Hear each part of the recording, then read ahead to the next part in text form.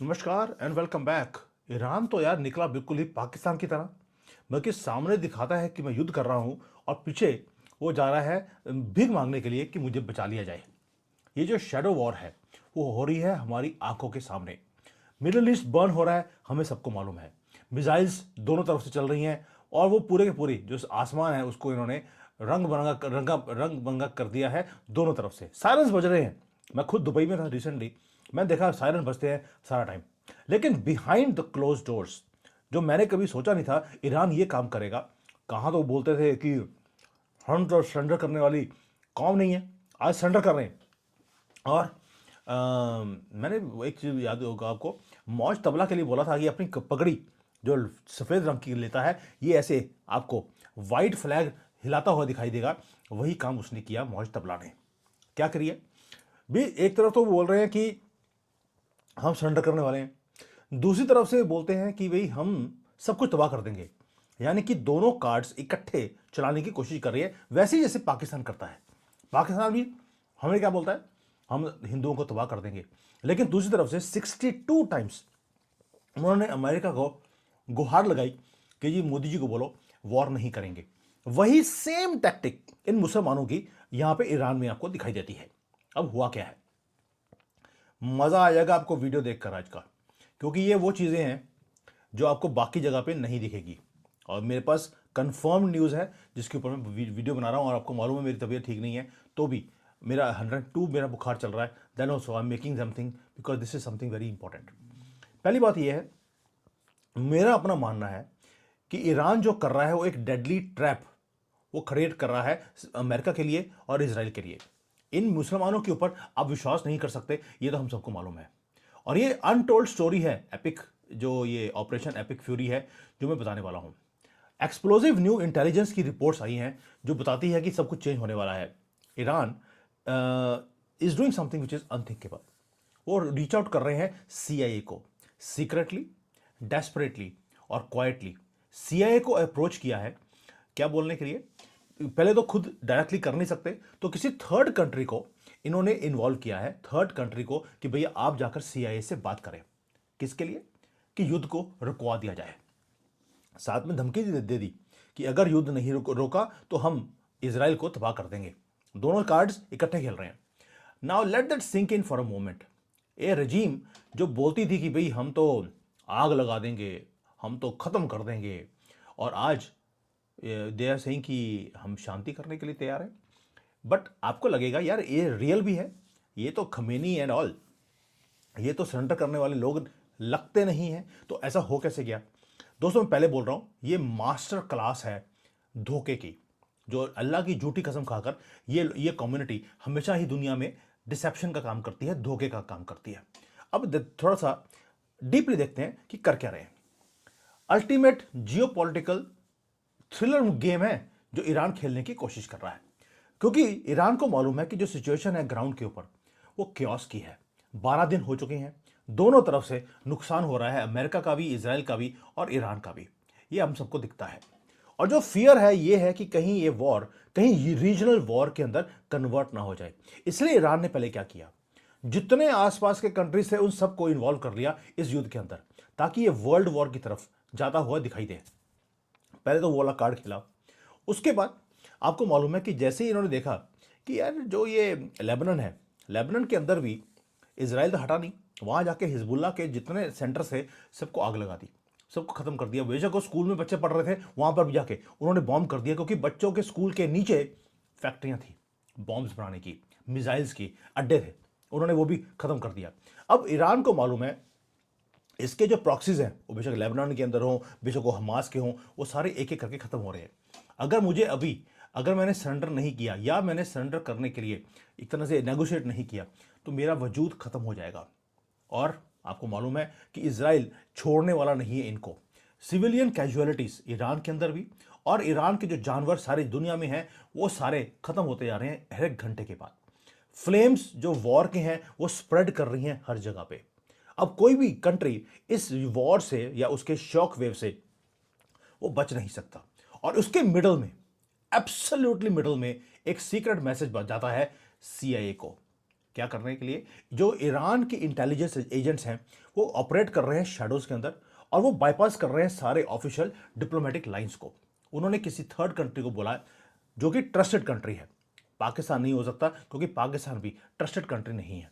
It might be India also, लेकिन वो country कौन सी है वो अभी तक पता नहीं लगा है। लेकिन वो तो थर्ड कंट्री है जिसके ऊपर ईरान ट्रस्ट करता है। साइलेंटली उसको बोला है कि आप इंटरवीन कीजिए, आप हमारी जो युद्ध रुकवाने की जो हमारी ये रिक्वेस्ट है इसको पूरा कराइए।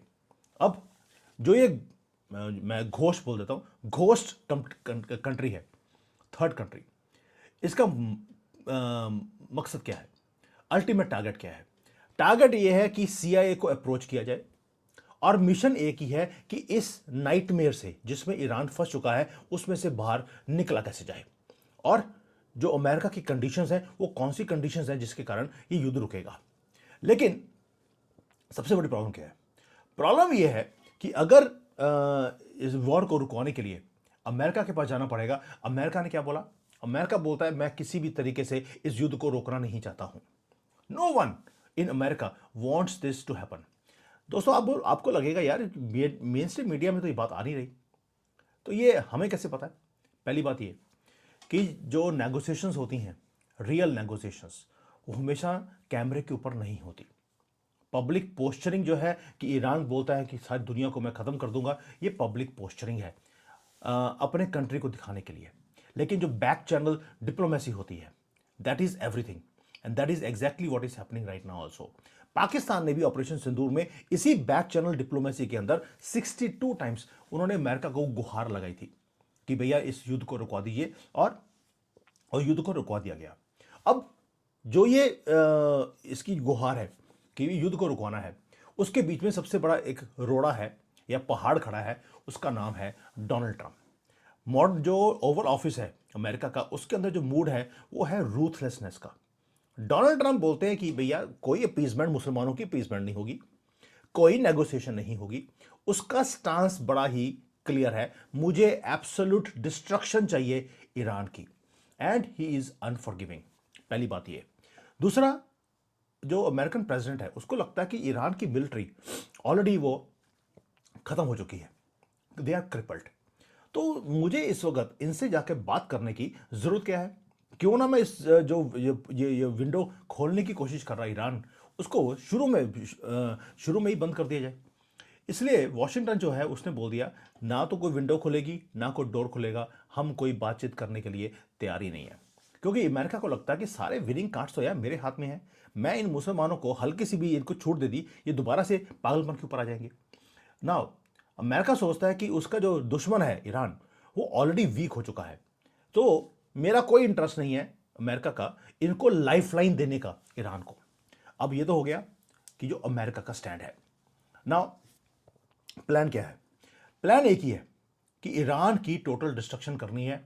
इनके जो ये खमेनी एंड खमेनी 1 2 3 जितने हैं सबको एक एक करके इनको खत्म करना है, और वहां पे जो शाह है उसको वापस लेके आना है ताकि मोनार्की की तरफ ये दोबारा से कंट्री चली जाए और ये इंसानों की तरह रहना शुरू करे। अब ईरान ने जब कोशिश कर लिया, अमेरिका की तरफ से ना आ गई, तो ईरान ने रिस्पॉन्ड कैसे किया? उन्होंने उसके बाद थ्रेटन करना शुरू कर दिया है ईरान ने, वैसे ही जैसे पाकिस्तान ने किया था कि हम तो न्यूक्लियर बॉम्ब फेंक देंगे। ईरान ने भी वही हाल किया, हम न्यूक्लियर बॉम्ब फेंक देंगे। कैसे? उन्होंने वार्न किया कि अगर अमेरिका ये वॉर को नहीं रुकवाता तो जो ईरान की मिलिट्री है वो एक टेरिफाइंग रेड लाइन को क्रॉस कर लेगी। एक चिलिंग मैसेज है जो वॉशिंगटन को और जेरूसलम को, इजराइल को देने की कोशिश करी है ईरान ने।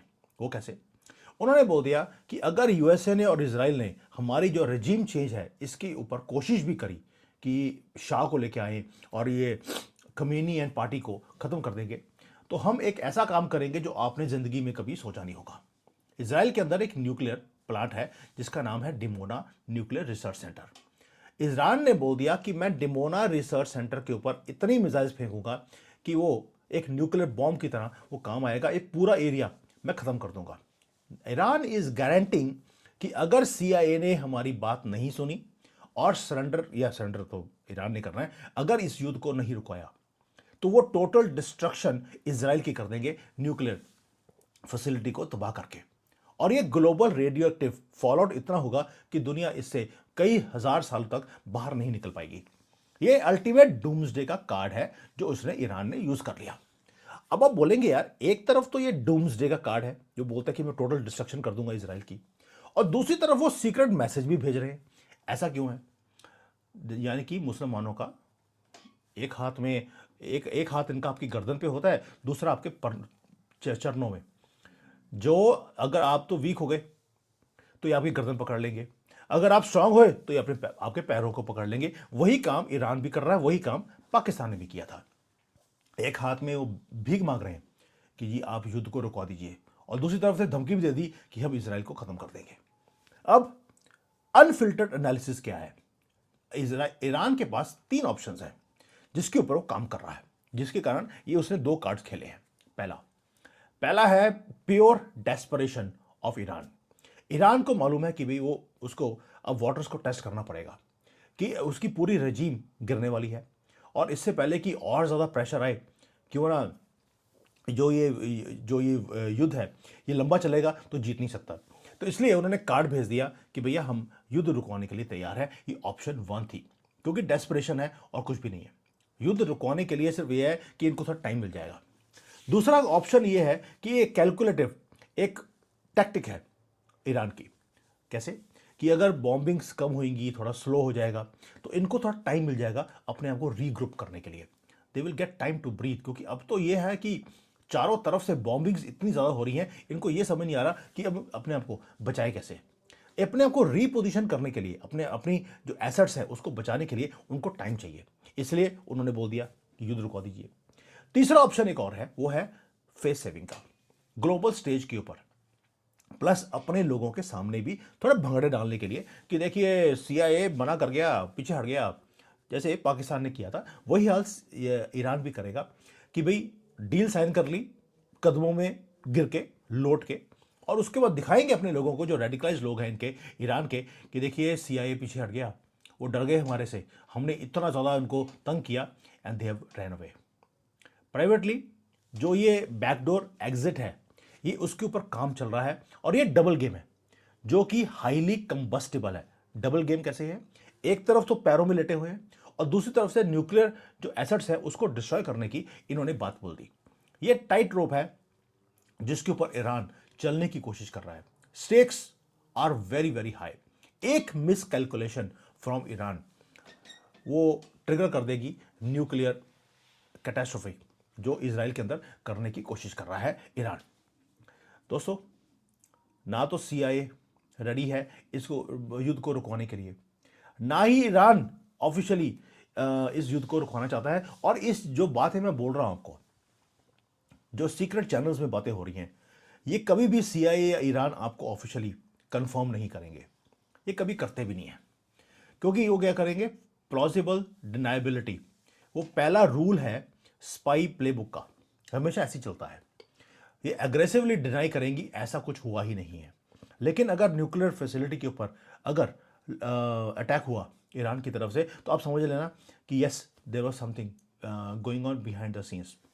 आज की डेट में हम इतने टिपिंग पॉइंट के ऊपर पहुंच चुके हैं जहां पर ईरान डेस्परेट है, उसकी सारी लीडरशिप को खत्म कर दिया, उसकी आर्मी को 50 ईयर से जो उन्होंने बोला था कि हम इजराइल को खत्म करने के लिए एक आर्मी खड़ी कर रहे हैं, मिसाइल्स इकट्ठी कर रहे हैं, ये सारा का सारा असला है, वो सारा खत्म करके रख दिया 2 या 3 दिन में अमेरिका ने और इजराइल ने मिलकर। और शैडोज के अंदर पूरा का पूरा एक ऐसा युद्ध ईरान ने शुरू कर लिया जिसमें से वो बाहर निकल नहीं सकता।